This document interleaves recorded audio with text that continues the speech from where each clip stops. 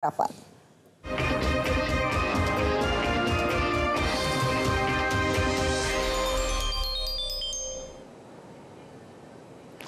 Assalamualaikum, salam Malaysia Madani, saya Sabrina Baas. Sabah kini giat membangun sebuah negeri perindustrian yang mempunyai kilang berteknologi tinggi serta berorientasikan ekspor.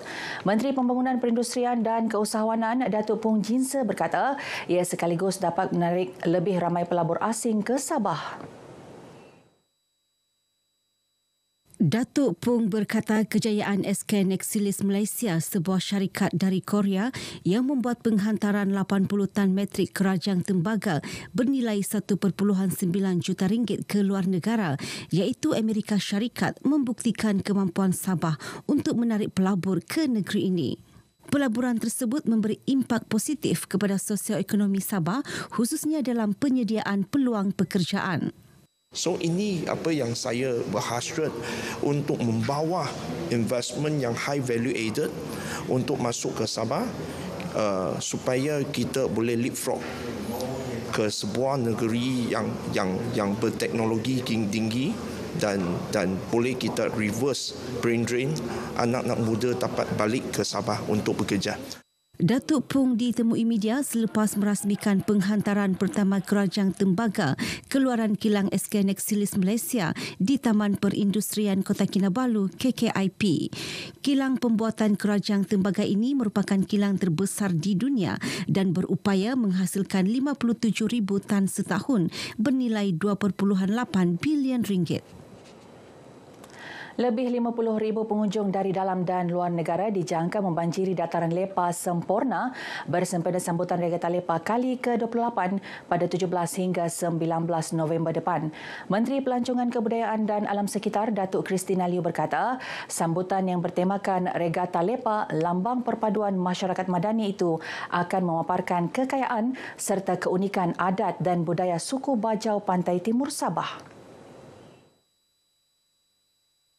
Bercakap dalam sidang media di Kota Kinabalu, Datuk Christina memberitahu sambutan Regata Lepa terbukti berjaya menarik kehadiran pelancong khususnya di daerah Sempurna yang memiliki keindahan alam semula jadi laut tercantik di dunia. Antara acara yang diadakan termasuklah Sangom Mak Lami-Lami, Festival Igal Antarabangsa, pertandingan Tagunggu, pertandingan Bujang Manis dan Lala Dorogan, selain pertandingan dan perarakan Lepa tercantik. Mengulas isu kebersihan dan kemudahan penginapan, Datuk Christina yakin daerah Sempurna bersedia menerima kehadiran pengunjung. Kerajaan akan menaik taraf masjid dan surau di daerah kecil Paitan tahun depan. Ahli Dewan Undangan Negeri Adun Sugut Datuk James Ratib berkata ia penting bagi memberi keselesaan kepada umat Islam untuk beribadah sekaligus menyemarakkan lagi aktiviti dakwah yang sedang dan akan dilaksana. Datuk James yang juga Menteri Pembangunan Masyarakat dan Kesejahteraan Rakyat menyatakan demikian selepas menghadiri sambutan Maulidi Rasul peringkat daerah kecil Paitan. Sebanyak 26 kontingen melibatkan lebih 2,000 umat Islam menyertai perarakan sempena sambutan ini. Dakwah di Sukut ini semakin hari semakin meningkat dari segi siar Islam. Dan saya mengucapkan sahabat tahniah kepada pengurusi dakwah dan juga ahli jawatan kuasa kerana telah berjaya mengadakan sambutan Maulid Rasul yang boleh dikatakan menjadi satu sejarah yang paling ramai dan paling meriah pada tahun ini. Dan insya-Allah pada tahun depan kita akan pertingkatkan lagi. Dalam majlis ini, awang bangis tarawih di umum tokoh Maulidi Rasul manakala kampung Simpang Paitan muncul johan pertandingan sepanduk. Guru besar perlu memiliki kualiti kepimpinan tinggi serta berjiwa besar supaya dapat menjadi contoh kepada semua warga di sekolah masing-masing. Pembantu Menteri kepada Ketua Menteri Datuk Nizam Abu Bakar Ditingan berkata, kepimpinan guru besar amat diperlukan untuk mentadbir sekolah, seterusnya melahirkan murid yang berkualiti. kita sebagai seorang guru besar adalah memainkan satu tanggungjawab yang penting di dalam memastikan apa yang kita pimpin itu berjalan dengan lancar, dengan teratur dan boleh memberikan prestasi yang cemerlang dari masa ke semasa. Sebab itu seorang guru besar harus menjadi contoh tauladan, harus mempunyai akhlak yang baik dan mempunyai budi pekerti yang murni dan boleh menjadi contoh kepada orang-orang di bawahnya. Datuk Nizam juga mahu guru besar sentiasa berpandangan jauh, proaktif dan berani melakukan perubahan bagi meningkatkan prestasi sekolah. Beliau turut mengucapkan tahniah kepada semua guru besar di daerah Tawau kerana berjaya melonjakkan pejabat pendidikan daerah PPD Tawau menjadi yang terbaik di Sabah dalam bidang akademik dan kurikulum. Brigade ke-13 Infanteri Malaysia mewakili Tentera Darat Malaysia TDM dan Tentera Nasional Indonesia Angkatan Darat TNI AD akan melaksanakan eksersis Kekar Malindo Siri 46 AB 2023. Eksersis itu berlangsung bermula Ahad lepas hingga 1 November depan di sekitar kawasan Felda Umas, Tawau dan Kalabakan. Eksersis Kekar Malindo merupakan latihan ketenteraan bilateral yang diadakan setiap tahun secara timbal balas dalam 3 fasa. TDM diwakili 66 pegawai dan 693 anggota dari formasi 13 brigade termasuk anggota sukarela Regimen 516 Askar Wataniah. Manakala TNI AD diwakili Batalion Infanteri Yonif 613 Raja Alam Tarakan yang terdiri daripada 10 pegawai bersama 65 anggota lain-lain pangkat.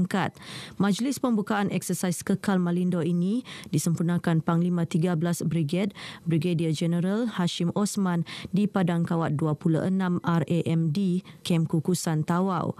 Turut hadir Komandan Yonif 613 Raja Alam, Lieutenant Colonel Infanteri Danan Wisnu Brata.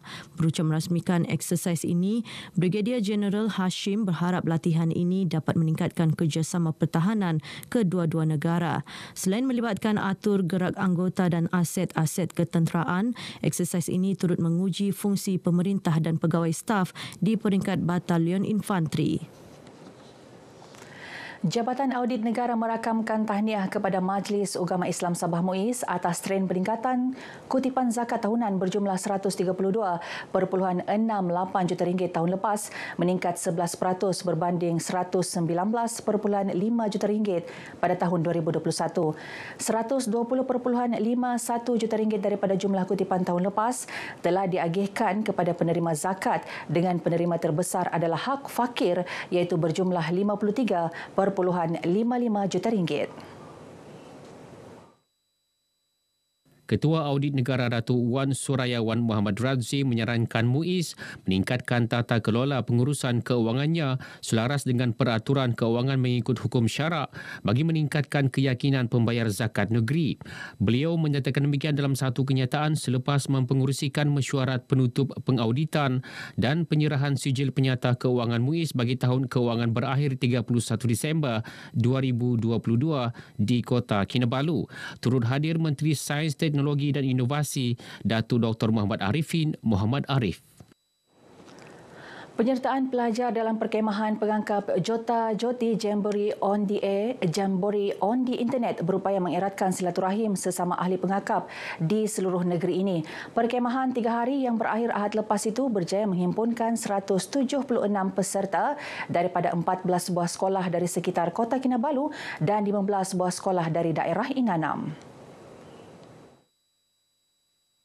Menurut Pegawai Pendidikan Daerah Kota Kinabalu Suhaimi Matsyah, para peserta diberi latihan serta bimbingan berkaitan ilmu pengakap secara maya selain berkongsi pengalaman dengan rakan sebaya dari dalam dan luar negara.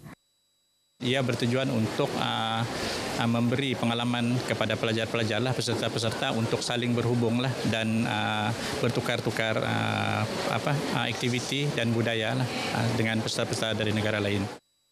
Sementara itu, Pesuruhjaya Pengakap Daerah Kota Kinabalu merangkap pengerusi penganjur Datin Sri Sharifah Azlina Said Abdul Hadi berkata, perkemahan pengakap Jota Joti mampu mendisiplin serta membentuk sahsia dan jati diri pelajar. Banyak ilmu pengakap yang di-share dalam program ini yang berguna kepada pelajar-pelajar, terutamanya dalam hubungan komunikasi menggunakan radio dengan bantuan radio amatur. Bangga sebab hari itu masa nak pergi pun ibu suruh buat janji cuba jadi peserta terbaik lelaki.